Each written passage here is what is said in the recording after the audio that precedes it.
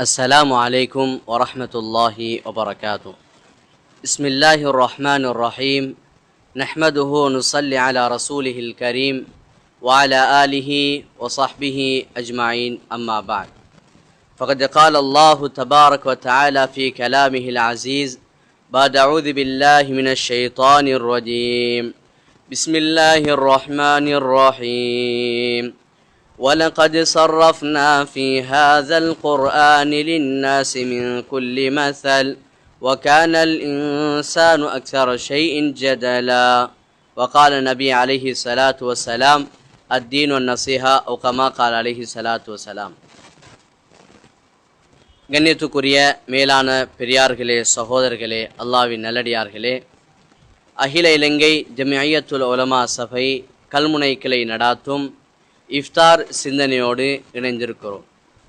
அல்லாஹ்வுக்கு சுப்ஹானஹு வ தஆலா உலகத்தில் அவன் கடமையாக சிலவற்றை ஃபர்லாகவும் அவனுடைய இபாதத்துகளை ஃபர்லில் சிலவற்றை உருவாக்கி வைத்திருக்கிறான்.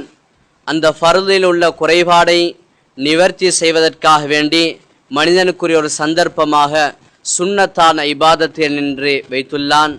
அந்த சுன்னத்தில் வரக்கூடிய குறைபாடுகளை நிவர்த்தி செய்வதற்காக வேண்டி அல்லாஹு தஆலா நஃபில் என்ற இபாதத்தை மனிதர்களுக்கு சந்தர்ப்பமாக வழங்கி வைத்திருக்கிறான். அந்த அடிப்படையில் அல்லாஹு தஆலா ரமலானுடைய மாதத்தில் நோன்பு நோக்கக்கூடிய ஒரு இபாதத்தை நமக்கு ஃபர்லாக ஆக்கி தந்தான். அதனுடைய இரவு நேரத்துடைய இபாதத்தை சுன்னத்தாக ஆக்கி தந்தான். இந்த அமல்களின் பரிபூரணத்தை பெற வேண்டும் என்பதற்காக வேண்டி நபி அலைஹி ஸலாத்து வஸ்ஸலாம் அவர்கள் ஒரு மனிதன் ரமலானுடைய இறுதி கால பகுதியில் தன்னுடைய ரமலானுடைய அங்கீகாரம் அதிலுள்ள குறைபாடை நிவர்த்தி செய்வதற்காக வேண்டி ஜகாத்துல் ஃபித்ர் என்று சொல்லக்கூடிய ஒரு முக்கியமான ஒரு இபாதத்தை நமக்கு சொல்லி தந்திருக்கிறார்கள். அல்லாஹ்வின் நல்லடியார்களே, நபி அலைஹி ஸலாத்து வஸ்ஸலாம் அவர்கள் இந்த ஜகாத்துல் ஃபித்ரை எவ்வாறு எந்த அளவுக்கு முக்கியத்துவம் படுத்தினார்கள் என்றால், ஹதரத் அப்துல்லாஹ் இப்னு உமர் ரலியல்லாஹு தஆலா அன்ஹு அவர்கள் சொல்கிறார்கள், ஃபர்தஹா ரசூலுல்லாஹி ஸல்லல்லாஹு அலைஹி வஸல்லம், நபி அலைஹிஸ்ஸலாம் அவர்கள் இந்த ஜகாத்துல் ஃபித்ரை ஒவ்வொருவருக்கும் ஃபர்லாக ஆக்கி வைத்திருக்கிறார்கள். சிறார்கள், பெரியார்கள், அடிமை, முதலாளி, சிறியவர்கள், பெரியவர்கள், ஆண்கள், பெண்கள் என்று எல்லோருக்கும் ஜகாத்துல் ஃபித்ர் என்ற ஒரு இபாதத்தை நபி அலைஹி ஸலாத்து வஸ்ஸலாம் அவர்கள் கடமை என சொல்லி காட்டினார்கள். ஜகாத்துல் ஃபித்ர் கொடுப்பதன் நோக்கம் முதலாவது எம்முடைய நோன்பில் ஏற்பட்ட ரஃபஸ், முன்பின் தவறுகள், நாங்கள் வேண்டுமென்று செய்யாத, நாங்கள் எதர்ச்சியாக தவறுதலாக மறதியாக நடைபெற்ற பாவங்கள், தவறுகளுக்குரிய குற்ற பரிகாரமாக மாறுவதற்காக வேண்டி இந்த ஜகாத்துல் ஃபித்ர் வழங்கப்படுகிறது. இரண்டாவது நோக்கம், இமாம் நபவி ரஹிமஹுல்லா அவர்கள் சொல்கிறார்கள், பெருநாளுடைய தினம் ஒரு சந்தோஷமான மகிழ்ச்சிகரமான தினமாக இருக்க வேண்டும். அந்த தினத்தில் யாரும் பசித்திருக்க கூடாது, தாகித்திருக்க கூடாது, உணவுக்கு வழியின்றி இருக்கக்கூடாது என்பதற்காக வேண்டி அல்லாஹ் சுப்ஹானஹு வ தஆலா இந்த அமலை நமக்கு அறிமுகம் செய்திருக்கிறான். அன்றைய தினத்தில் மனிதர்கள் சந்தோஷமாக மகிழ்ச்சியாக வாழ வேண்டும் என்பதை இஸ்லாம் நமக்கு வழிகாட்டுகிறது. எனவே அல்லாஹ்வின் நல்லடியார்களே, ஜகாத்துல் ஃபித்ர் யார் யார் கொடுக்க வேண்டும்? ஜகாத்துல் ஃபித்ர் கொடுப்பதற்கு நாங்கள் பெருநாளுடைய தினத்தில் பசி போகும் அளவுக்கு உணவுக்குரிய ஏற்பாடும், மானத்தை மறைக்க முடியுமான அளவுக்கு எம்முடைய ஆடைக்குரிய ஏற்பாடும் இருக்க, இதற்கு மேல் மிச்சமாக நம்மிடத்தில் செல்வம் இருக்குமாக இருந்தால் நாங்கள் ஜகாத்துல் ஃபித்ரை கொடுக்க வேண்டும். இந்த ஜகாத்துல் ஃபித்ரை நாங்கள் அப்போது கொடுப்பதற்கு கடமை என்ற அந்தஸ்திலே நாங்கள் வந்து விடுகிறோம். ஜகாத்துல் ஃபித்ர் என்பது, இந்த ஜகாத்துல் ஃபித்ரை நாங்கள் ஆண்கள், பெண்கள், சிறியோர்கள் எல்லோருக்காகவும் கொடுக்க வேண்டும். ஜகாத்துல் ஃபித்ரை குடும்பத்தை யார் செலவீனத்தை பொறுப்பேற்று நடத்துகிறாரோ அவர்தான் இந்த ஜகாத்துல் ஃபித்ரை பொறுப்பேற்று செய்ய வேண்டும்.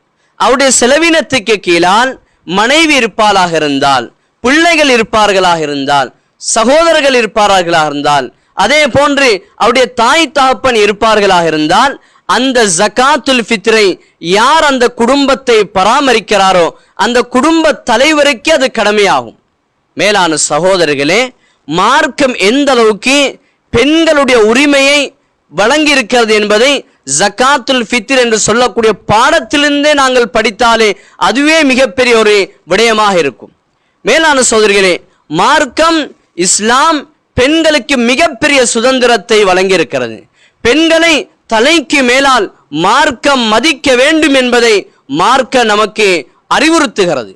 மேலான அல்லாஹ்வின் அடியார்களே, ஜகாத்துல் ஃபித்ருடைய விடயத்தில் ஒரு பெண்மணி இருக்கிறாள். அந்த பெண்மணிக்கு பல லட்சம் ரூபாய் பணம் இருக்கிறது, பல நூறு கணக்கான பவுன் கணக்கின் நகை இருக்கிறது, பல கோடி சொத்துக்கு லட்சாதிபதியாக இருக்கிறார். பெரிய சீமாட்டியான பெண்மணியாக இருந்தாலும் அந்த பெண்மணி இன்னும் ஒருவருக்கு மனைவியாக இருப்பதாக இருந்தால் ஜகாத்துல் ஃபித்ரை அந்த பெண்மணி நிறைவேற்ற வேண்டிய அவசியமே கிடையாது. அந்த ஜகாத்துல் ஃபித்ரை நிறைவேற்ற வேண்டிய கடமை அந்த பெண்ணை மணமுடித்த கணவருக்குத்தான் இருக்கிறது. மார்க்கம் அவ்வளவு தூரம் பெண்களுக்கு சுதந்திரத்தையும் மிகப்பெரிய கண்ணியத்தையும் இஸ்லாம் வழங்கி கொண்டிருக்கிறது. பெண்களுடைய சிறப்பை இந்த சந்தர்ப்பத்தில் நான் நினைவூட்டுகிறேன். எனவே பெண்களுடைய சிறப்பு மார்க்கத்தில் ஏராளமாக இருக்கிறது. எனவே ஜகாத்துல் ஃபித்ரை யார் குடும்பத்தை பராமரித்து நடத்தி வருகிறாரோ அவர்தான் ஜகாத்துல் ஃபித்ரை நிறைவேற்ற வேண்டும். இப்போது ஒரு தகப்பன் ஜகாத்துல் ஃபித்ரை நிறைவேற்ற விரும்புகிறார். ஆனால் அவருடைய பிள்ளை தனியாக தொழில் செய்து வருகிறார். அவருக்கும் ஜகாத்துல் ஃபித்ரை நிறைவேற்ற முடியுமான வசதி வாய்ப்புகள் இருக்கிறது. அவர் பருவ வயதை எட்டியிருப்பாராக இருந்தால் அந்த ஜகாத்துல் ஃபித்ரை இந்த தகப்பன் நிறைவேற்றுவதாக இருந்தால் அந்த ஜகாத்துல் ஃபித்ர் சம்பந்தமாக தன்னுடைய மகனிடத்தில் அனுமதி கேட்க வேண்டும். மகன், உங்களுடைய ஜகாத்துல் ஃபித்ரை நான் நிறைவேற்ற போகிறேன் என்று சொல்லி அந்த மகன் அனுமதிக்கும் பட்சத்தை தான் அந்த தகப்பன் அந்த தாய் அந்த ஜகாத்துல் ஃபித்ரை நிறைவேற்ற முடியும். இல்லாவிட்டால் அது அவருடைய உரிமை. அவர்தான் அந்த ஜகாத்துல் ஃபித்ரை நிறைவேற்றது சாலச் சிறந்ததாக இருக்கிறது. மேலான அல்லாஹ்வின் நல்லடியார்களே, அதே போன்று ஜகாத்துல் ஃபித்ர் என்பது நாங்கள் எவ்வாறு கொடுக்க வேண்டும் என்றால் ஒரு தலைக்கு ஒவ்வொரு தலைக்கும் 2 கிலோ 400 கிராம் அளவுக்கு நாங்கள் கொடுக்க வேண்டும். ஜகாத்துல் ஃபித்ருடைய அளவும் 2 கிலோவும் 400 கிராம் அரிசும் நம்முடைய நாட்டினுடைய அடிப்படையில் நாங்கள் அரிசி நடைமுறையில் இருப்பதனால் அரிசைத்தான் நாங்கள் வழங்க வேண்டும். அதற்காக வேண்டிய அரிசிக்கு பகரமாக அதை பணமாகவோ வேறு ஏதாவதோ மாற்றி கொடுப்பதற்கு நம்முடைய நாட்டை பொறுத்தவரையில் எந்த தேவையும் கிடையாது. எனவே நாங்கள் ஜகாத்துல் ஃபித்ரை அரிசாகத்தான் கொடுக்க வேண்டும்.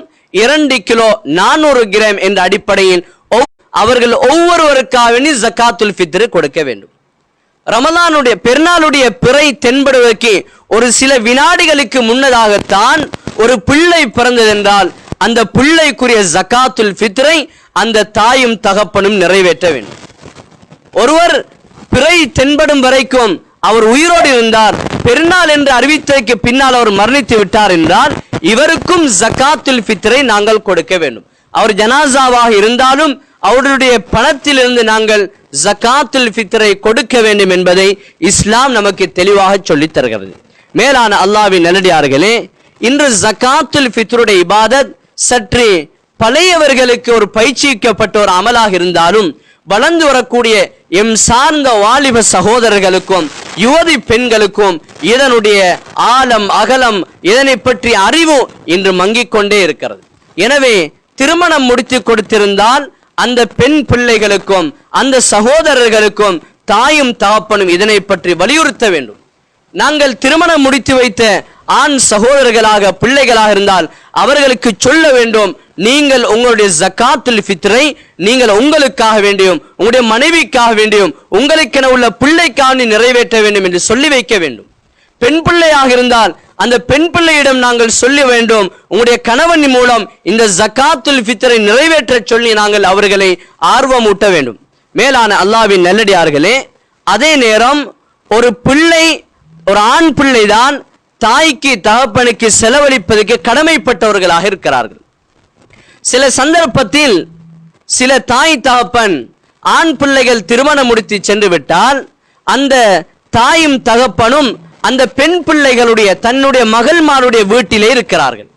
இந்த சந்தர்ப்பத்தில் ஆண் பிள்ளைகள் நினைக்க கூடாது ஜகாத்துல் ஃபித்ரை அந்த சகோதரி கொடுத்து விட்டால் போதும் என்று. ஆனால் ஆண் பிள்ளையாகிய நமக்குத்தான் ஒரு கடமை இருக்கிறது, செலவழிக்க வேண்டிய கடமை. பெண் பிள்ளைகளுக்கு கட்டாயம் செலவழிக்க வேண்டும் என்ற நியதி கிடையாது. எனவே திருமணம் முடித்திருந்தாலும் அந்த ஆண் பிள்ளைகள் தன்னுடைய தாய் தகப்பனுக்குரிய ஜகாத்துல் ஃபித்ரை நிறைவேற்றுவதில் கவனம் செலுத்த வேண்டும். ஜகாத்துல் ஃபித்ரை எப்போது நிறைவேற்றுவது? இதில் 4 விதமான முறைகள் இருக்கின்றது. ரமலானுடைய தலைப்பிறை கண்டது முதல் நாங்கள் ஜகாத்துல் ஃபித்ரை நோன்பு பெருநாளுடைய பிறை தென்படும் வரைக்கும் கொடுக்கலாம். இது ஜாயிஸான முறை, வழங்கலாம். அது பொதுவாக நம்முடைய நாட்டில் நம்முடைய மக்கள் அதனை செய்து வருகிறார்கள். சுன்னத்தான முறை பெருநாளுக்காக வேண்டி பிறை கண்டதிலிருந்து நாங்கள் தொழுகைக்கு செல்லுகின்ற இடைப்பட்ட நேரத்தில் அந்த ஜகாத்துல் ஃபித்ர் நிறைவேற்றுவது சுன்னத்தான முறையாக இருக்கிறது. ஜகாத்துல் ஃபித்ரை அவ்வாறு நாங்கள் கொடுக்கவில்லை என்றாலும் நாங்கள் பெருநாளுடைய தினம் நம்மை கடப்பதற்கு முன்னால் ஜகாத்துல் ஃபித்ரை கொடுக்க வேண்டும். ஆனால் இது மக்ரூவாக மாறிவிடுகிறது. ஜகாத்துல் ஃபித்ரை பெருநாளுடைய தினம் தாண்டுமாக இருந்தால் நாங்கள் கட்டாயம் ஜகாத்துல் ஃபித்ரை கொடுக்க வேண்டும். ஆனால் நாங்கள் பாவியாகவும் மாறிவிடுகிறோம். அவ்வாறு ஜகாத்துல் ஃபித்ரை தாமதப்படுத்துவது ஹராமாக இருக்கிறது. எனவே 4 சட்ட திட்டங்கள் இதில் இருக்கின்றது. ஒன்று, ரமலானுடைய பிறை தென்பட்டது முதல் கொடுப்பது ஜாயிஸ். ரமலானுடைய பெருநாளுடைய பிறை தென்பட்டதிலிருந்து தொழுகைக்கு போகக்கூடிய இடைப்பட்ட நேரத்தில் நாங்கள் ஜகாத்துல் ஃபித்ரை கொடுப்பது சுன்னத். பெருநாளுடைய தினத்தில் அவ்வாறு கொடுக்க முடியாவிட்டால் பெருநாளுடைய தினத்திலே நாங்கள் அந்த ஜகாத்துல் ஃபித்ரை வழங்குவது மக்ரூஹ். நாங்கள் பெருநாள் தினத்தை விட தாமதிப்பது ஹராமாக இருக்கிறது. ஆகவே ஜகாத்துல் ஃபித்ரை முறையாக நாங்கள் நிறைவேற்றி அல்லாஹ்வுடைய அன்பையும் அருளையும் நெருக்கத்தையும் அடைவதற்கு எல்லாம் வல்ல அல்லாஹ் எம் அனைவருக்கும் நல்லொரு புரிவானாக. வ ஆகிர் தஅவானா அனில் ஹம்துலில்லாஹி ரப்பில் ஆலமீன். அஸ்ஸலாமு அலைக்கும் வ ரஹ்மத்துல்லாஹி வ பரகாத்துஹு.